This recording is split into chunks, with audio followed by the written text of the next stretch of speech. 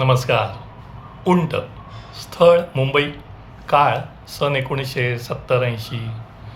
Parel base कॉलनीच्या समोर एक मोठा रस्ता नवीनच झाला होता. भला थोरला 90 फुटी आणि तो अचानक छोटा व्हायचा पुढे. रस्त्याच्या वरच्या अंगाला डोंगर होता. संध्याकाळी चांगलीच वर्दळ असायची लोकांची. त्या काळी पादचारी जास्त. एका संध्याकाळी धमाल झाली. वरच्या चढावरून एक उंट, हो खरा खुरा उंट, जोरजोरात धावत सुटला होता भर मुंबईच्या रस्त्यावरून. आधी त्याची लांबलचक वाकडी मान दिसायची, मग उंट त्याचे चारी पाय फताडे टाकत अत्यंत वेगात धावत येत होता. मी आमच्या घराच्या बाल्कनीतून हे सगळं बघत होतं, पण रस्त्यावर मात्र दाणादाण उडाली होती. हातातल्या पिशव्या सामान सांभाळत जो तो आपला उंटाच्या मार्गात न येण्याचा प्रयत्न करत होता. हसून हसून आमची मुरकुंडी वळली. फाय गार्डन येथे त्याकडे उंटाची सवारी असे. एक उंट ओढणारी गाडी पण होती. ते उंटवाले त्या डोंगराच्या बाजूला राहत. त्यांचा उंट होता तो. त्याच्या कानात वारं शिरलं होतं बहुधा. उंट हा प्राणी दिसायला मला तरी चांगलाच विनोदी वाटतो. कुणी म्हणतात उंट हे जिराफाचं आधीचं रूप आहे जैवसाखळीत. वाकडी मान, फताडे पाय हे तर झालंच, पण त्याचा चेहरा क्लोजअपमध्ये बघितला तर मला तरी हसूच येतं. फेंदारलेलं नाक, भल्या मोठ्या नाकपुड्या आणि चेहऱ्यावर निर्विकार भाव, असं काहीसं रूप आहे ते. काही माणसं पण बघा उंट गोत्राची वाटतात. उंट वाळवंटात असतो, तिकडं तो खूप उपयोगी आहे वगैरे सगळ्यांना माहिती आहेच.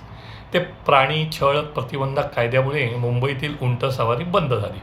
अर्थातच राजस्थान इत्यादी वाळवंटात अजून सुरू असावी. राजस्थानमध्ये तर एक उंट संशोधन केंद्रसुद्धा आहे. माझी एक मैत्रीण तिथे एका लसी संदर्भात संशोधनासाठी जायची सुद्धा. बाकी हे जे प्रवासी, विशेषतः परदेशी प्रवासी मंडळींसाठी उंट सजवलेले असतात ते एकदम गोजिरे दिसतात. आपली सैन्याची किंवा सीमा सुरक्षा दलाची पण एक पलटण उंट असलेली आहे. प्रजासत्ताक दिनाच्या परेडमध्ये उंट बघितलेले आठवत आहेत मला. उंटाच्या पाठीवर बसताना मात्र सॉलिड मज्जा येते. म्हणजे उंट बसलेला हवा, आपण त्याच्या पाठीवर बसायचं आणि मग उंटाने उठायचं. हा असे काही झटके बसतात सर्वांगाला. याचं कारण उंटाच्या प्रत्येक पायाला 2 गुडघे असतात. त्या दोन्ही वेळा ते उघडले जातात आणि जी काय हालचाल होते, कुठच्याही क्षणी आपण खाली पडू असं वाटत असतं. मीही खरोखरीच्या उंटाच्या पाठीवर बसण्याचा अनुभव घेतलेला आहे. मात्र मला ओळखणारे किंवा चांगलाच ओळखून असणारी अशी जी मंडळी आहेत ती तर म्हणतात, मी जो सदैव उंटावरच बसलेला असतो. उंटावरून शेळ्या हाकणे हेच माझं काम.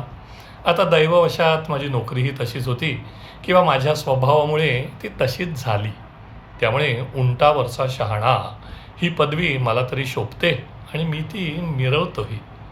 मी जो असाच एक उंटावरचा शहाणा दिवस 2026. आजचा बोनस म्हणू नये उंटाचं चित्र. मला हवं होतं फक्त उंटाच्या चेहऱ्याचं चित्र. मी मीनाला विनंती केली. तिच्याकडे एक पूर्ण उंट आणि राजस्थानी स्त्री असं चित्र तयार होतं. अर्थात तिनेच काढलेलं. तिने लगेच त्यातून एडिट करून जरा दुरुस्ती वगैरे करून मला हवं तसं चित्र दिलं. चित्र डिजिटल आर्ट असण्याचे फायदे. या निमित्ताने एक खुलासा, मी एकही बोनस, गाणं, चित्र काहीही इंटरनेटवरून घेत नाही किंवा मी त्यात काहीही फेरफार करत नाही. बोनस दाते देतात तसं जोडतो. चित्रकार मीना शहा. नमस्कार.